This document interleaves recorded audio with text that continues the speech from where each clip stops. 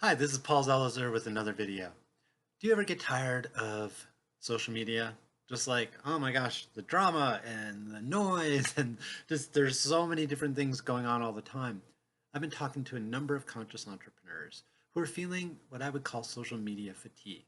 And we've been having really honest conversations. What do you do about that when your goal is to grow a business? And you hear a lot about social media as one of the strategies to do that, but you're feeling kind of tired of the whole thing. I'm going to talk to you about that today. First of all, let's be mindful of why social media even exists in the first place. People use it for a variety of reasons. Some people use it to stay in touch with friends and family and share a picture with their kids to grandma and grandpa who live 2 states away. Stay in touch with somebody from high school or from a job you used to have and you haven't worked at for years on LinkedIn, things like that.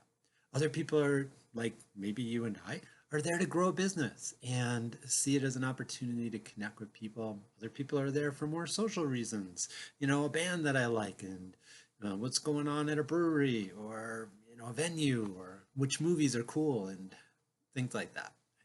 So one thing to keep in mind that's contributing to the fatigue is that there's a lot of different reasons that people are on social media in the first place. Add to that three things that I think are more recent that's contributing to the fatigue.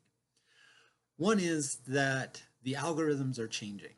The algorithms are the artificial intelligence that show us one thing or another depending on what we're liking or commenting or referencing in our posts. Certain kind of movies, if you like action movies, Facebook thinks you're a certain kind of person and they're going to show you more about action movies. Or if you read a certain spiritual teacher and you're really excited about that path, you're likely to see more of that kind of content. So the algorithms are making it harder. They're constricting the algorithms and showing us less just because there's more people posting more stuff every year.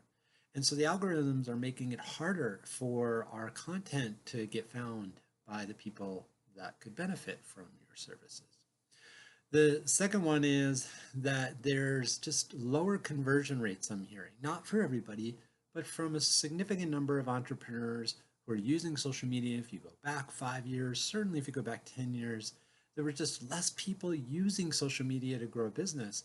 So what I'm hearing now is that sometimes people will, get followers and things like that, but they're spending time and it's not converting into paying clients. Lastly, the culture of polarization due to shifts that are happening politically around the world mean that there's more tension, there's more conflict, there's more strife on social media. And some conscious entrepreneurs, many of us are very empathetic people, we're very compassionate people, and we feel that. And it's becoming harder to stay numb or ignore that kind of a context. So, what do you do about it? I have three suggestions. First of all, be really, really, really clear who your ideal client is. If you don't really know and you get into social media is like juggling on the median, that space in between the two different directions of a 6-lane highway. You're there juggling and there's trucks going by in this direction and 80 miles an hour, right? It's like, whoa, there's a lot going on. Add to that, if you're not really sure who you're trying to connect with, that kind of makes for a mess. So get clear on who you want to connect with. Second of all, really focus on creating content. Don't just be there consuming other people's posts or in dialogue, kind of responding or reacting to what somebody asks you or what happens in a group in LinkedIn or in Facebook or something like that. But be there creating meaningful content that's really intended to provide value, that really helps your ideal client make some changes in his or her life. And then you're kind of starting the conversation and not reacting to something that's happening. I don't really care, honestly, whether you do that through blogging or making videos or podcasting, but be somebody who starts conversations that are important and gives tips and strategies to the people you want to help. Lastly, I really encourage you to think about doing some small spend paid advertising.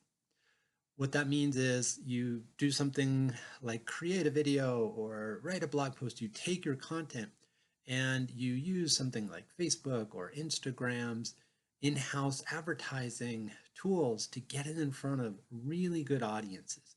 So you don't have to be sort of twiddling your thumbs. You write the blog post, you put your heart into it, you work really hard, you got great tips, but you don't really know how to get it. Only a few people see it.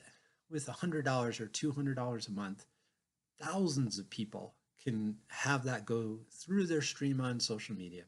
And suddenly you're much more visible and you're not there working so hard and constantly working against the algorithm. So those are some suggestions. Mostly I just want to say, if you're tired of something's not working, you're not the only one. Please don't feel pressured into somebody else's solutions, but to take a look at the big picture of what's going on. Let's help you find what your right solution is. If you like this video, I encourage you to sign up for my newsletter at paulzelizer.com. I do these at least once a week, and thank you for the good work that you do.